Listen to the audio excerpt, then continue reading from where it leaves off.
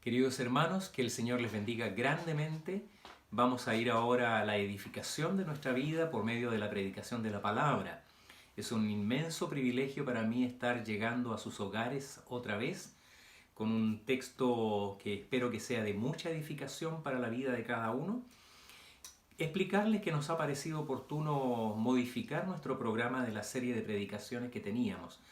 Habíamos terminado la serie en Daniel y en esta oportunidad había una planificación de tener 4 domingos con una serie sobre familia.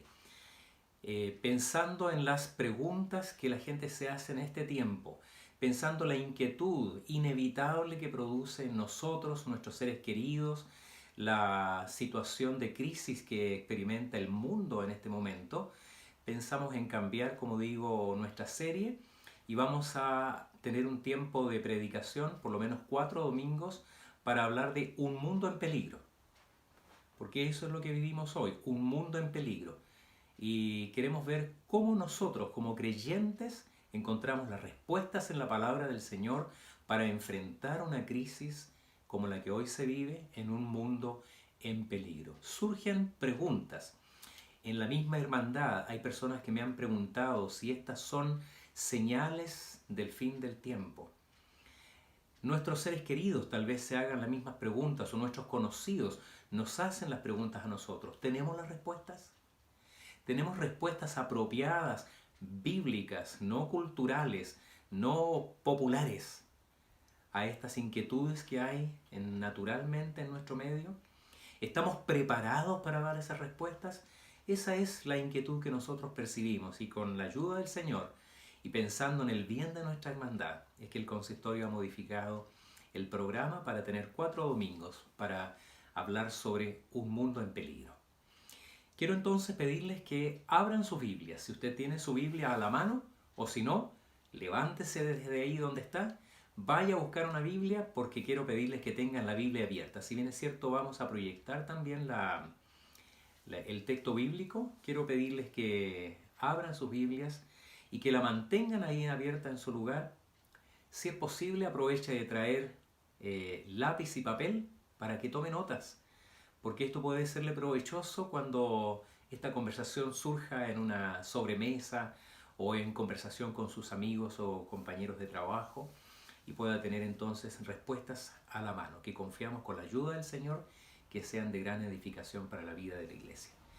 Nuestro texto está en el libro de Mateo capítulo 24, versículos 1 al 14. Tome unos minutos ahí para buscar este texto. Mateo capítulo 24, versículo 1 al 14. Si usted quiere, sigue la lectura que voy a hacer, o si quiere leerla en voz alta conmigo, hágalo ahí en su hogar. Dice así la palabra del Señor. Cuando Jesús salió del templo y se iba, se acercaron sus discípulos para mostrarle los edificios del templo. Respondiendo él les dijo: ¿Veis todo esto? De cierto os digo que no quedará aquí piedra sobre piedra que no sea derribada. Y estando él sentado en el monte de los olivos, los discípulos se le acercaron aparte diciendo: Dinos, ¿cuándo serán estas cosas?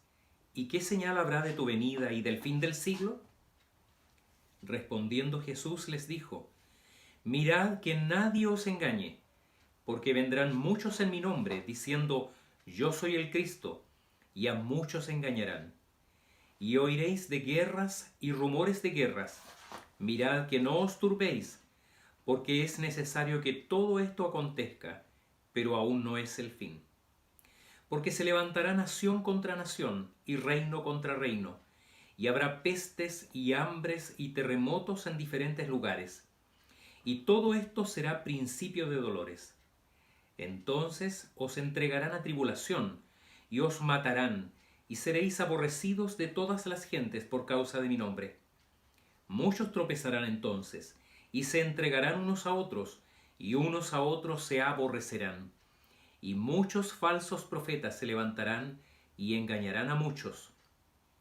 Y por haberse multiplicado la maldad, el amor de muchos se enfriará. Mas el que persevere hasta el fin, éste será salvo. Y será predicado este evangelio del reino en todo el mundo, para testimonio a todas las naciones, y entonces vendrá el fin. Les invito a tener un momento de oración. Padre Celestial, te damos gracias por tu palabra. Te pedimos, Señor, que la sola lectura de ella ya sea de edificación a nuestra vida, que tú nos des inteligencia y memoria, Señor, para retenerla en nuestra vida, para que ella sea el socorro oportuno, Señor, en todo momento de aflicción, para que en ella seamos edificados el día de hoy. Te ruego que me libres de todo error y también permita, Señor, que esta palabra edifique la vida de tu iglesia, que cumpla el propósito por el cual tú la enviaste, Señor, y que dé frutos en nuestra vida, frutos que honren tu nombre, que sirvan, Señor, para edificación de nuestras vidas personales y para la edificación de tu iglesia. Oramos en el nombre de Jesucristo nuestro Señor. Amén. Este texto de la Escritura contiene el segundo discurso más largo del Señor Jesucristo registrado en los Evangelios. Surge de una pregunta doble que le hacen sus discípulos después que, como leíamos, van pasando por cerca del templo y ellos le muestran las paredes, los muros del templo, el edificio con todo su esplendor. Y le dicen algo así como, ¿qué te parece? ¿No? Y él le dice, de cierto les digo que no quedará piedra sobre piedra de este edificio que no sea derribado. Y eso se cumplió, de hecho, ya vamos a hablar de eso posteriormente, pero algunos años posteriores a eso, el templo de Jerusalén y la ciudad de Jerusalén fue efectivamente derribada. Entonces surge en el corazón de los discípulos el hacerle las preguntas que vienen a continuación y que sirven de base para el discurso que el Señor Jesucristo hace y que está contenido en los capítulos 24 y 25 del Evangelio de Mateo. Ellos le dicen básicamente dos preguntas. ¿Cuándo serán estas cosas? Y ¿qué señales habrá acerca de tu venida y del fin del siglo? La respuesta del Señor está enfocada, por un lado, a los eventos proféticos cercanos que ocurrieron, como digo, alrededor del año 70 de nuestra era con la destrucción de Jerusalén, y también referida a eventos lejanos que se desarrollan con el avance de la historia de este que ha sido conocido como el fin de los tiempos.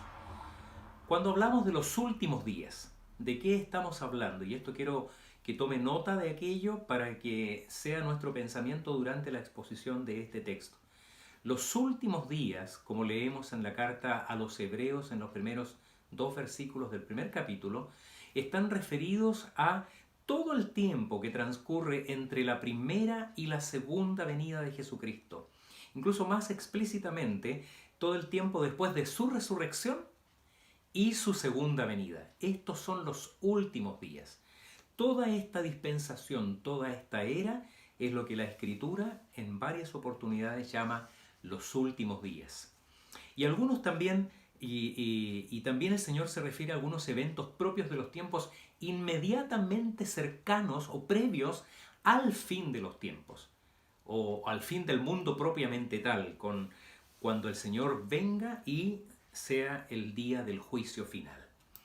Entonces, una cosa que no se propone el Señor es decirles cuándo serán estas cosas. El Señor es muy claro en su palabra y le dice a sus discípulos que del día y de la hora nadie sabe, ni los ángeles en el cielo, ni el Hijo de Dios, sino solamente el Padre sabe el día y la hora que llegará el fin.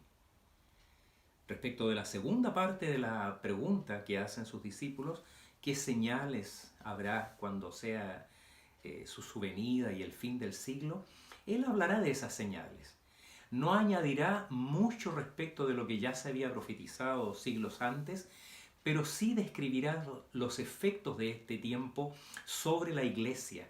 Y por causa de esos actos, de esas situaciones que habrá en el mundo durante todo este siglo, Él advierte acerca de los cuidados a tener, enseña sobre el valor de ser diligentes y llega en momentos, cuando llegue el momento del fin, hasta el momento del fin, mejor dicho, la predicación del Evangelio, que es la gran comisión de la Iglesia.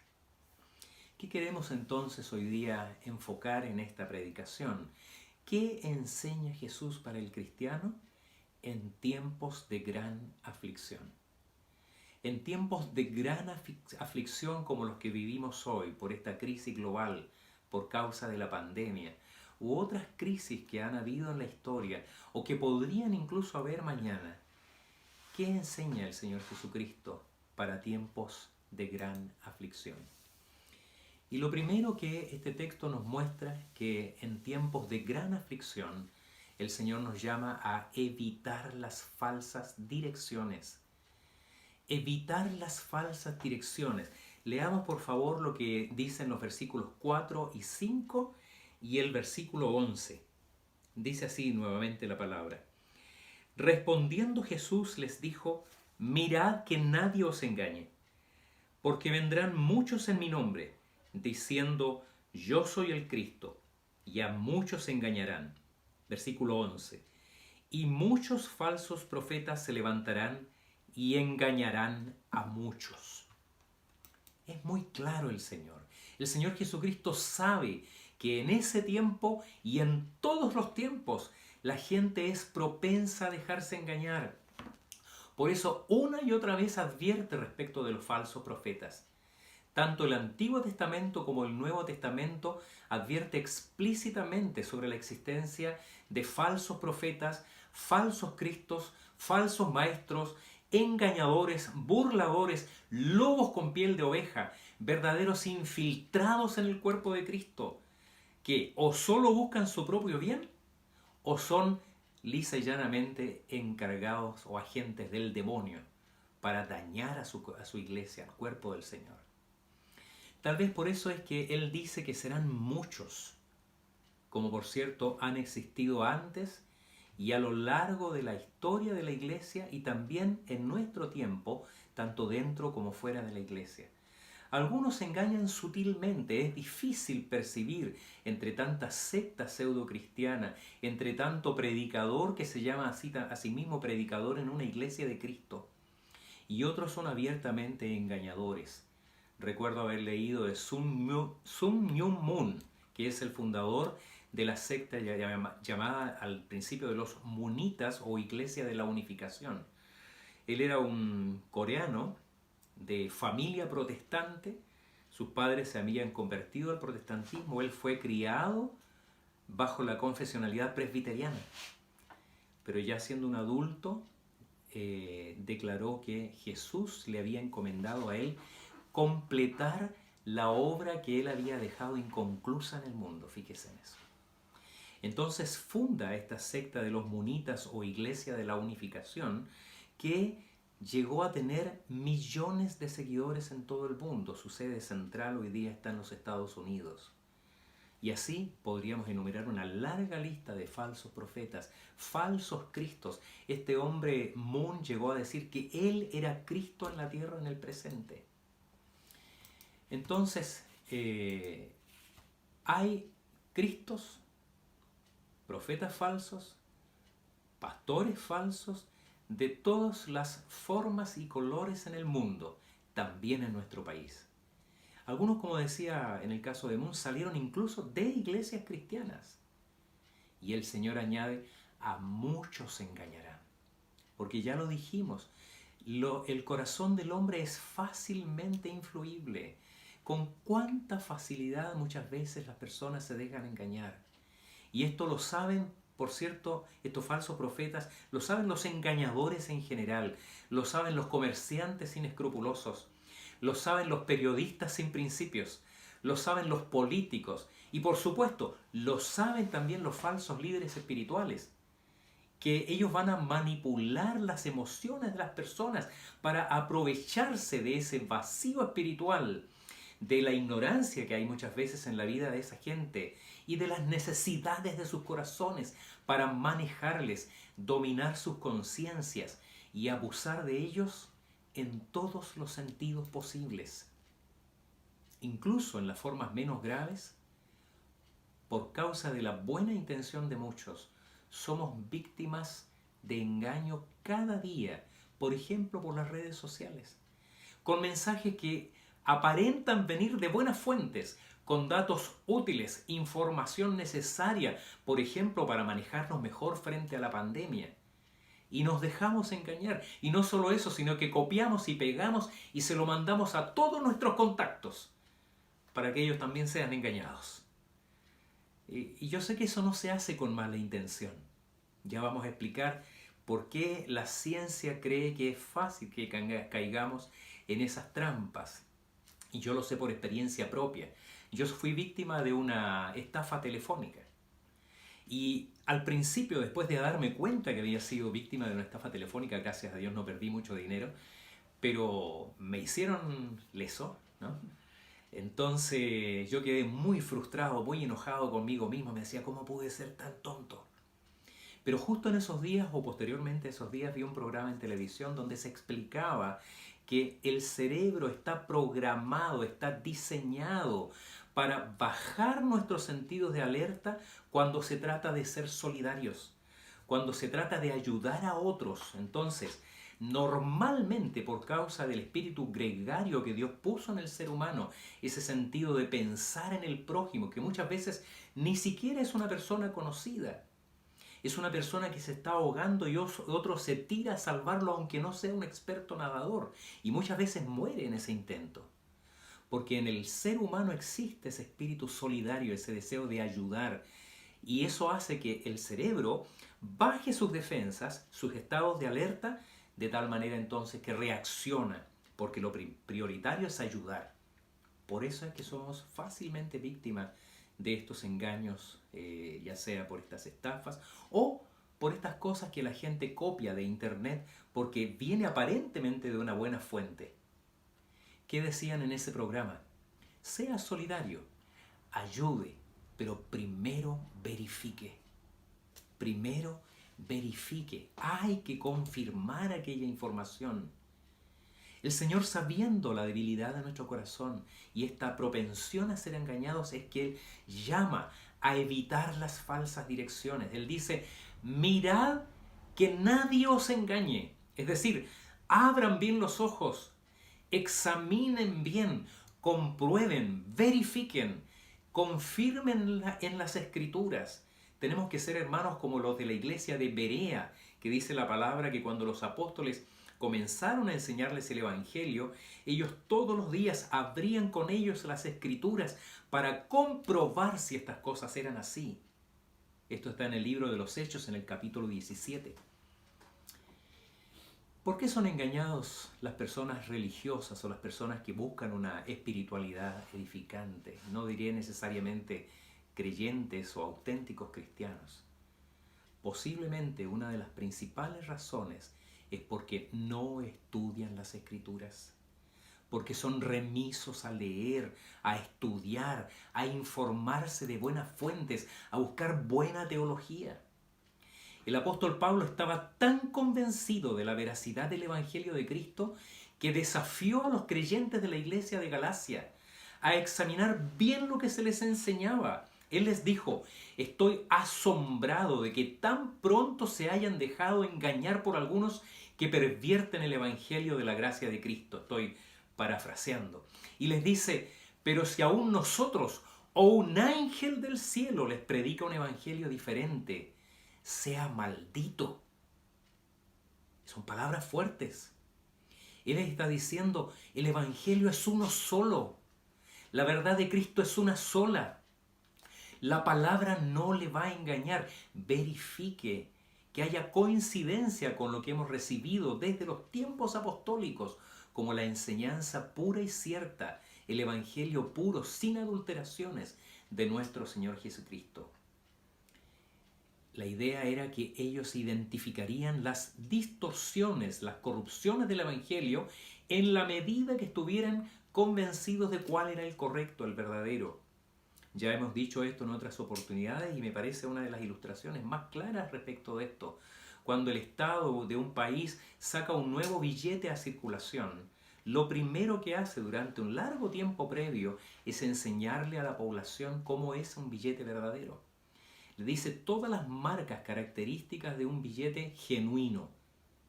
¿Cuál es la intención de aquello? Que la persona, sabiendo cómo es el verdadero, pueda identificar con más facilidad cuáles son los falsos. ¿Lo libra absolutamente de todo engaño? No. Pero mientras mejor conozca el verdadero, mientras mejor conozca lo que es cierto, con más facilidad la mentira saldrá a la luz. De esto el apóstol Pedro se hace eco también en su palabra, en una de sus cartas, cuando dice: pero vosotros, amados, tened memoria de las palabras que antes fueron dichas por los apóstoles de nuestro Señor Jesucristo, los que os decían: en el postrer tiempo habrá burladores que andarán según sus malvados deseos. Pero vosotros, amados, edificando sobre vuestra santísima fe, orando en el Espíritu Santo, conservaos en el amor de Dios. En otras palabras, este texto del apóstol es un llamado a la iglesia, una advertencia a ser estudiosos, a buscar en la palabra, a conocer las Sagradas Escrituras, a estudiar y conocer profundamente la doctrina de la iglesia. Eviten ser engañados con una mente instruida y un corazón lleno del Espíritu de Cristo. El apóstol Pablo dice a la iglesia: la palabra de Cristo more en abundancia en vosotros. Eso mantendrá al diablo y a todos sus lacayos y a todos sus servidores, sean humanos o espirituales, lejos de nuestro corazón. Porque mientras mejor preparado esté su corazón, con más facilidad distinguirá a los que son falsos profetas, falsos cristos, falsos mensajeros. Y especialmente porque el mundo hoy está lleno de personas que literalmente se disputan el privilegio de ser populares en las redes sociales, porque hay un público que ellos saben que está ávido de novedades. Entonces, en tiempos de crisis, cuando la solidaridad es un clamor, cuando hay temor por el futuro, el Señor nos llama en primer lugar a evitar las falsas direcciones para la fe, las falsas direcciones para la vida, y especialmente en el ámbito de nuestra fe. Pero además, en tiempos difíciles, en tiempos de crisis, el Señor nos llama a evitar el desaliento por causa de esa crisis. Él dice textualmente: mirad que no os turbéis. Vamos a leer los versículos 6 al 8. Dice: y oiréis de guerras y rumores de guerras. Mirad que no os turbéis, porque es necesario que todo esto acontezca, pero aún no es el fin. Porque se levantará nación contra nación y reino contra reino, y habrá pestes y hambres y terremotos en diferentes lugares, y todo esto será principio de dolores. Entonces os entregarán a tribulación y os matarán, y seréis aborrecidos de todas las gentes por causa de mi nombre. Muchos tropezarán entonces y se entregarán unos a otros, y unos a otros se aborrecerán. Y muchos falsos profetas se levantarán y engañarán a muchos. Y por haberse multiplicado la maldad, el amor de muchos se enfriará. La NBI dice: procuren no alarmarse. El comentarista William Hendrickson dice: cuídense, no se turben. Y finalmente otra versión que consulté, la Biblia de las Américas, dice: cuidado, no se alarmen. ¿Cuáles son las razones que el Señor da en su palabra para darnos esta instrucción tan especial, tan significativa? Y yo diría: eviten la alarma o no se preocupen demasiado. No es un llamado a ignorar por completo las señales, pero no a sobrereaccionar, a no afligirse, a evitar el desaliento, la tristeza que produce una crisis como la que hoy estamos viviendo. La respuesta del Señor es una lista de cosas que deben pasar en este periodo que ya dijimos, conocido como los últimos días, desde la resurrección de Jesucristo hasta su segunda venida. ¿Cuál es esta lista de cosas? Que son las cosas que han estado pasando desde entonces, desde el tiempo de nuestro Señor Jesucristo, durante toda esta dispensación. En la palabra habla de guerras y rumores de guerra, pestes, hambrunas, terremotos en diferentes lugares, persecución por causa de la fe en Cristo, muerte de cristianos, apostasía y abandono de la fe de muchos. La pregunta para nosotros que queremos hacer en esta oportunidad es, ¿son estas señales de los últimos días? Entendiendo lo que significa, como hemos dicho, los últimos días. Sí, son señales de los últimos días. Hermanos, pasaron solo 40 años y Jerusalén era arrasada por un ejército romano furioso que, tal como el Señor Jesucristo había profetizado, no dejó piedra sobre piedra en ese impresionante templo de la ciudad de Jerusalén. Un estudioso contó 300 guerras en Europa durante los últimos 300 años, es decir, prácticamente una guerra importante por año. No ha habido un solo día de paz en la tierra a lo largo de todo este tiempo. Es decir, cada día de nuestra vida hay en algún momento, en alguna parte del mundo, una guerra o un país en conflicto bélico con otro. Para los aficionados a andar buscando fechas para el fin del mundo, inevitablemente ellos tienen que omitir esta realidad, omitir la verdad de decir que las guerras en el mundo son señales de la inminente llegada del Señor y del fin del mundo, cuando éstas han ocurrido a lo largo de toda esta dispensación. ¿Qué decimos de los terremotos? Ligar los terremotos y las hambrunas de la tierra, que generalmente vienen como consecuencia de estas crisis como la pandemia o las guerras o las debacles económicas de la bolsa, en fin, y ligar esto como señales de la inminente venida de Cristo, es un material común en los falsos profetas. Los historiadores de los primeros siglos de nuestra era registran que hubo importantes fenómenos sísmicos en esa época. Hablamos de los primeros siglos de nuestra era. Hay registros históricos de terremotos con grandes cantidades de víctimas casi en todos los siglos. La historia o la lista incluye algunos de los más terribles, como los ocurridos en Chile en el año 1906, en el año 1939, en el año 1960, en el año 1985, de ese tengo clarísimo recuerdo, día domingo 8 de la tarde aproximadamente, y por supuesto el del 2010, 27 de febrero. ¿Qué decir de las pestes? Las pestes, querida iglesia, han acompañado la historia de la humanidad. La peste que actualmente estamos viviendo es seria. Yo no quiero minimizarlo, no quiero que quede la impresión de que estoy bajándole el perfil. Es seria, es grave, ha causado gran daño, gran preocupación en el mundo. Probablemente nos va a costar mucho recuperarnos, pero no es por lejos la más grave, la más peligrosa que ha tenido la humanidad. La peste negra, que ocurrió en el siglo XIV, se llevó 1/3 de la población de Europa, y en algunos lugares solo 1/3 de la población sobrevivió. Fue gravísima. Pese a toda esa evidencia, en tiempo de crisis abundan los predicadores y mensajes anunciando el inminente regreso del Señor. ¿A quién oirás? ¿A estos que buscan adeptos entre los menos instruidos? ¿O al Señor que te dice, no te alarmes?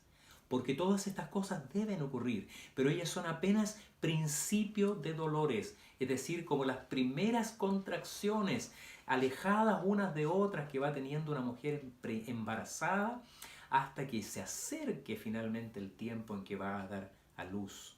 Pero aún no se cumple el tiempo, por lo tanto, no te preocupes. Esto no implica que podemos vivir como nos dé la gana, porque Cristo no viene todavía, ni que no debamos estar preparados. Creo en la palabra del Señor cuando le dice el apóstol Pablo en su carta a Tito que debemos vivir en este siglo justa, sobria y piadosamente, aguardando la esperanza bienaventurada y el regreso glorioso de nuestro gran Dios y Salvador Jesucristo. Carta a Tito, capítulo 2, versículo 13. Pero eso no me quita el sueño. Estemos preparados ahora. Ya sea que el Señor nos diga, ahora es tu tiempo de partir de este mundo y llegó el día para ti, o que el Señor venga por su iglesia. De una u otra forma, nosotros debemos estar listos. Pero quiero implorar al Señor que me dé sabiduría para vivir en este tiempo siguiendo su palabra. No te alarmes.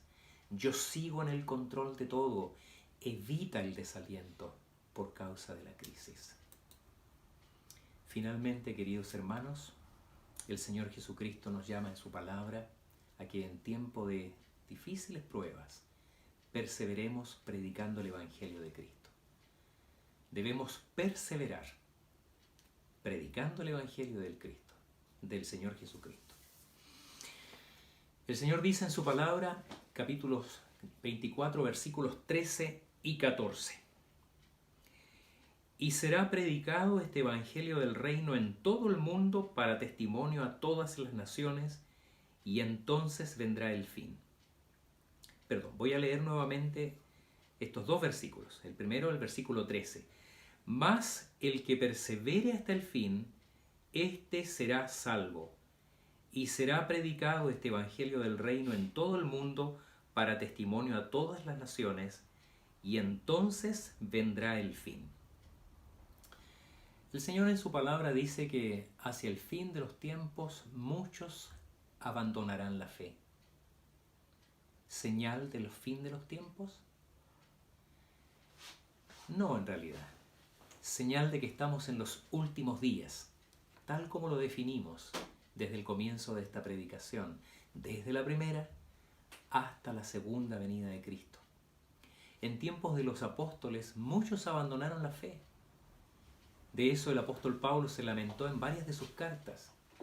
Como otros abandonan la fe también en este tiempo, ya sea porque en un tiempo de prueba, de crisis, se enojan con Dios o dejan la iglesia, o porque algunos son tan exitosos que sienten que Dios ya no les hace falta. A lo largo de toda la historia de la iglesia, muchos han abandonado la fe. Lo que el Señor acá se refiere a que en los tiempos de prueba, en los tiempos de persecución, en los tiempos que hay discriminación por causa de la fe en Jesús, muchos, especialmente los débiles o cuya fe no es auténtica, tienden a claudicar y abandonar finalmente la fe. No hay acá una exaltación de la perseverancia de los santos en cuanto a mérito, sino a la perseverancia como una señal de que esos son verdaderos creyentes en Jesucristo. Porque más allá de la prueba, o que ellos sean capaces de sobrellevar, que tengan mayor o menor resistencia respecto de esas pruebas, que irán apareciendo, por cierto, a medida que se acerque y irán recrudeciendo hacia el fin de los tiempos. Los que son auténticos creyentes en Cristo no temen sufrir por causa de Cristo. Ellos perseverarán. La muerte ha sido para muchos cristianos auténticos en muchos lugares del mundo y en la historia la liberación de la tortura, del sufrimiento, del dolor de un mundo que cree que así la voz de Cristo será apagada, torturando o persiguiendo a esos creyentes. Para la iglesia de Cristo, el tiempo de tribulación y angustia, de hambre, de desnudez, de peligro o espada, como dice el apóstol Pablo, terminará con la segunda venida de Cristo. ¿En qué se enfocará la iglesia en este tiempo? ¿Cuál será nuestra principal preocupación? ¿Descifrar las señales para predecir la venida del Señor? ¿Trataremos de resolver los enigmas de la profecía de Daniel o del libro de Apocalipsis para determinar la fecha exacta del día del regreso de Cristo? Nada de eso. La palabra del Señor es muy clara. Será predicado el Evangelio del Reino en todo el mundo para testimonio a todas las naciones. Entonces será el fin. Dos preocupaciones surgen en general respecto de esta necesidad de anunciar el Evangelio a toda criatura y a todas las naciones.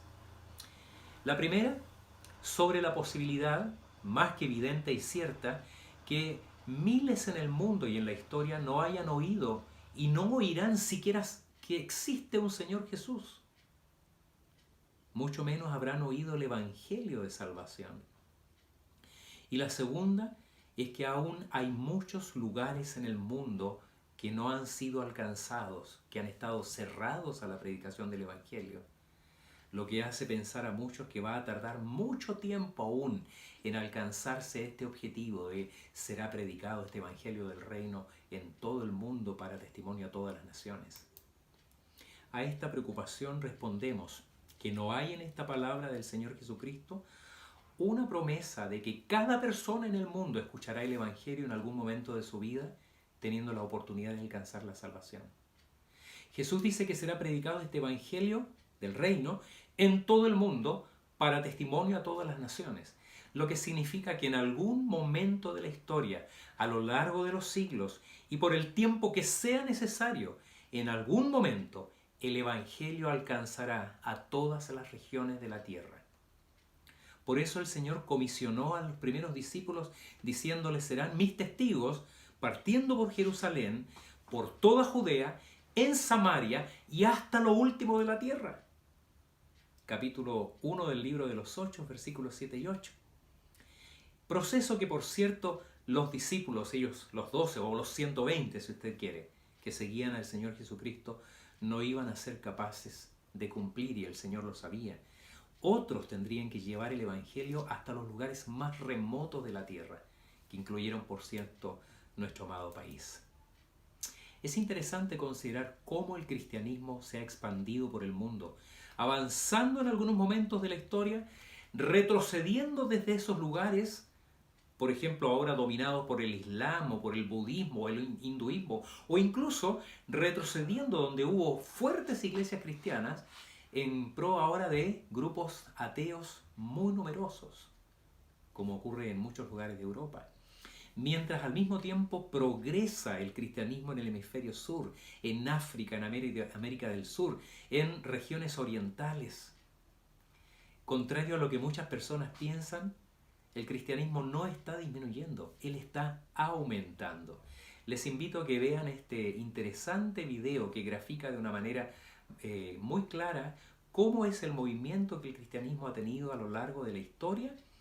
Es un poco rápido, van a ir pasando en su pantalla los años en un sector y en colores se ve el avance y el retroceso del cristianismo y se muestra cómo él ha ido cubriendo la faz de la tierra. Preste atención.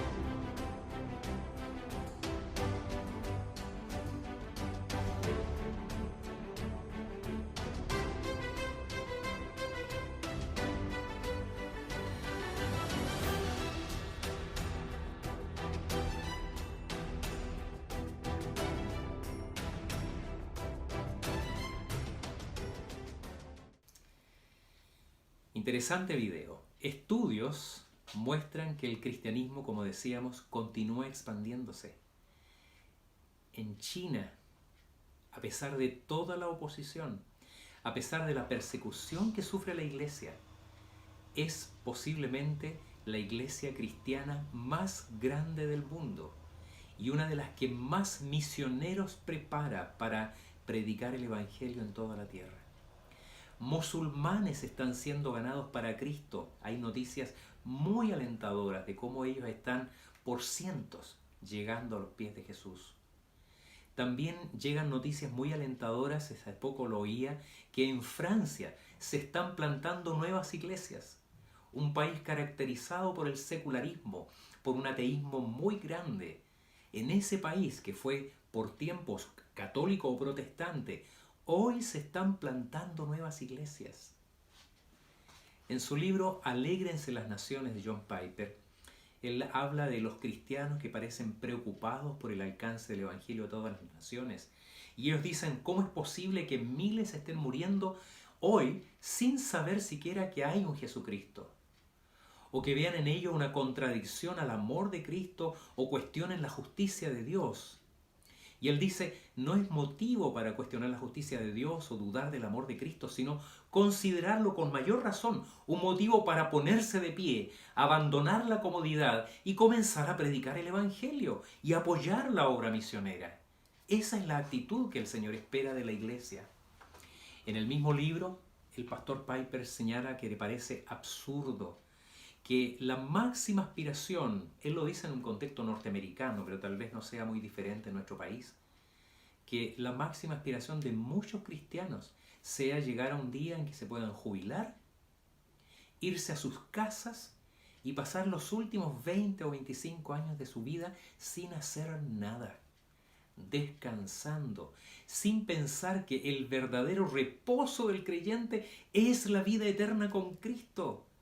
Que posiblemente esos podrían ser años muy útiles para continuar predicando el Evangelio, para hacer aquello que el Señor nos ha mandado hacer desde el principio, para que sea predicado este Evangelio del Reino a todas las naciones. Y de esa manera, en cierta forma, estemos apurando el regreso del Señor, que ese sea el anhelo de nuestro corazón, que toda alma sea alcanzada, para que el Señor venga pronto por su iglesia, para que termine este tiempo de duras pruebas que la iglesia y el mundo ha experimentado a lo largo de tanto tiempo.